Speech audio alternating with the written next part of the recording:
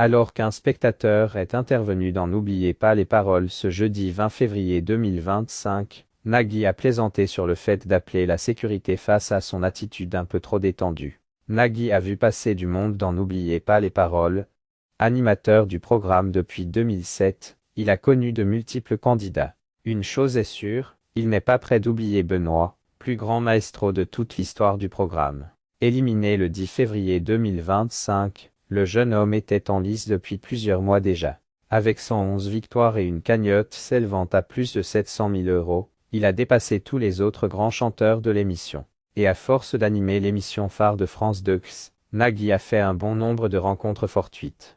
Notamment avec des spectateurs, enregistrés avec du public. N'oubliez pas les paroles, permet de mettre en avant différents personnages au cours de l'émission. Et c'est ce qu'il s'est passé ce jeudi 20 février 2025, alors que le spectateur Philippe est intervenu sur le plateau. Nagui lance l'alerte en plaisantant, cet homme a l'air dangereux dans ce tout nouveau numéro de N'oubliez pas les paroles. Philippe, spectateur aguerri, il a expliqué à Nagui venir régulièrement sur les tournages du programme, est apparu avec un souhait à l'effigie de Karen, la violoniste de l'émission.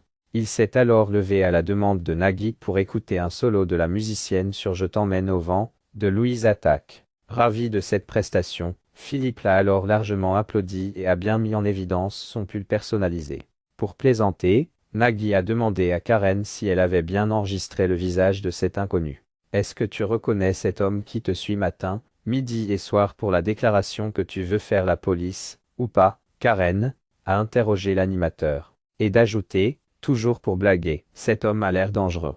Nagui lui a ensuite demandé s'il jouait du violon, puisqu'il s'agit de l'instrument de prédilection de la membre des ICO. Et non, Philippe n'était visiblement pas fan de violon mais plutôt des beaux yeux de Karen. Dans un léger malaise, Nagui lui a alors demandé s'il souhaitait aller lui faire un bisou, chose que la violoniste a acceptée par sympathie. Et alors que Philippe et Karen se faisaient la bise, Nagui a interpellé le spectateur de loin, ça suffit, et d'ajouter en plaisantant, une fois de plus, il y a la sécurité sur le plateau. Bien tenté au spectateur.